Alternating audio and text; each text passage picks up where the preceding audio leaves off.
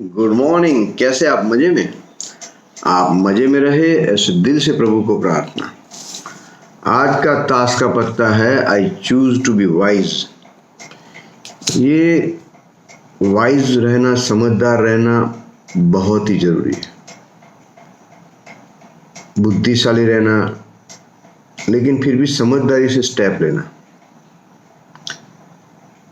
जिंदगी में मैंने देखा है कि हम लोग बिजनेस में या अपने नौकरी के स्थल पे, सब जगह पे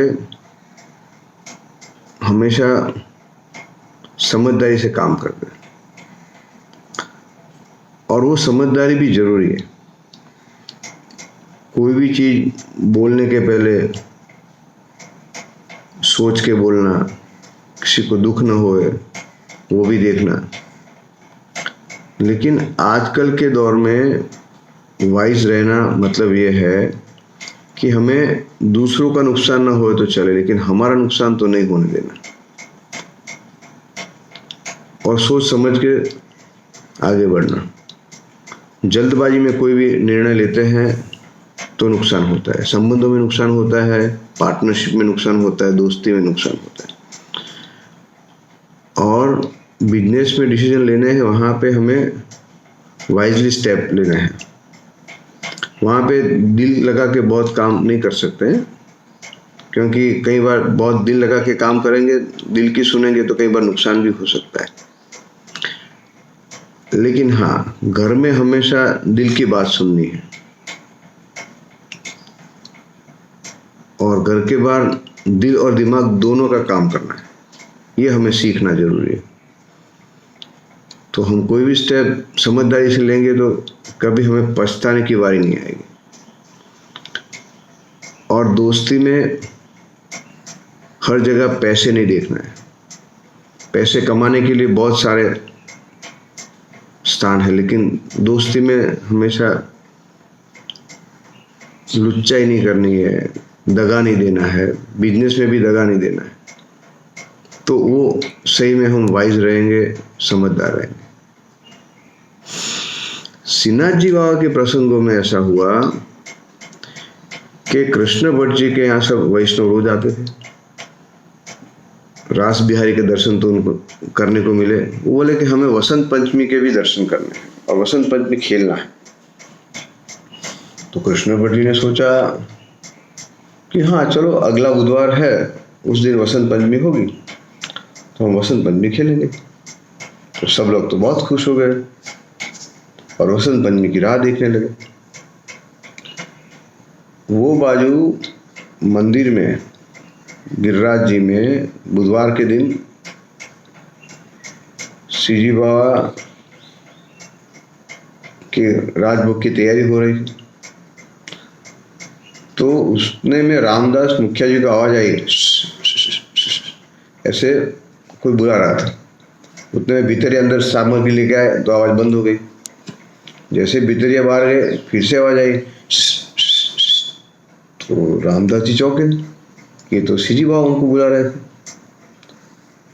तो श्री बाबा ने उनको नजदीक बुलाया और बोला कि रामदास जी, आज आप राजभोग जल्दी करिए, हमें बहुत जल्दी है, और थोड़ी सामग्री कम आए तो भी चिंता न करना। और एक बात बताइए कि शायद हमारे कपड़े बिगड़ जाएंगे खाते खाते, तो उषा जी गुस्सा तो नहीं करेंगे ना? तो रामदास जी तो ठाकुर जी की लीला कैसे जाने, अकड़ लीला, लेकिन उनको इस ऐसी बातों का बहुत अनुभव था कि ऐसा कई बार होता था। शायद आज ठाकुर जी को भूख ज़्यादा लगी होगी, जल्दी लगी होगी, इसीलिए राजभोग के लिए बोल रहे हैं। तो फटाफट सबको बोलते हैं भी चलो जल्दी नमकीन लाओ, दही लाओ, छाछ लाओ, सब्जी लाओ, कटोरी लाओ, फटाफट बोलने लगे भी चलो जल्दी जल्दी राजभोग की तैयारियां करें। और जैसे राजभोग रखने लगे तो श्री बाबा बोले कि थोड़ा कम होगा तो भी चलेगा, लेकिन आज जल्दी करो। कोई वांधा नहीं, रामदास जी बोले।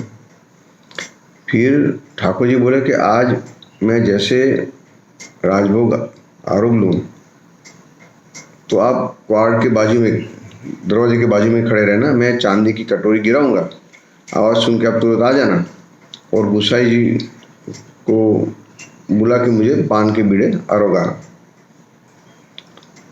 तो रामदास जी ने ऐसा ही किया, लेकिन आधा भी समय नहीं हुआ होगा तब तक में वो चांदी की कटोरी गिरने की आवाज़ आई।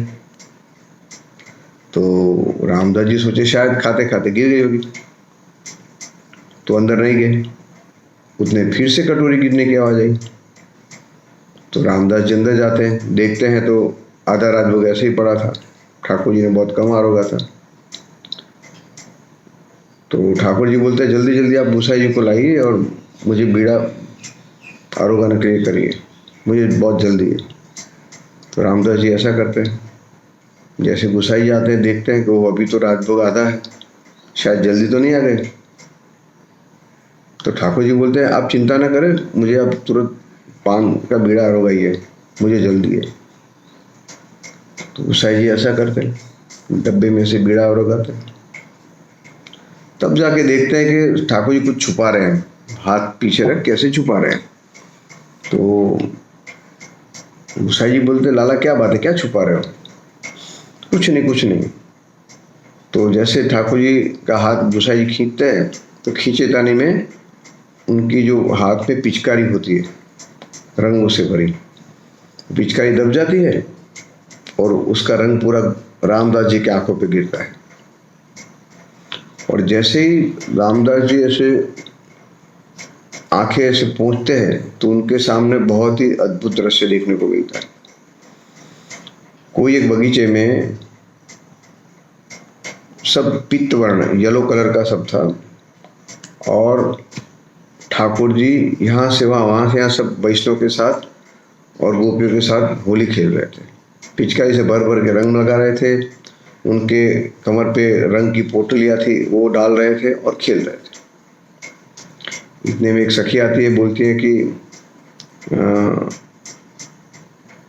रजवान दुलारी आपको बुला रही, आप आइए और यहीं खड़े रहिए, तब तुम उनको बुला के लाते। इतने सब सखियों के साथ वृंद आता है और ठाकुर जी के ऊपर रंग डालते हैं। ठाकुर जी भी रंग से खेलते हैं और उतने पीछे से कोमल हाथ से ठाकुर जी की आंखें बंद करते हैं। तो उनको मालूम पड़ जाती है, तो रज दुलारी राधा जी गए।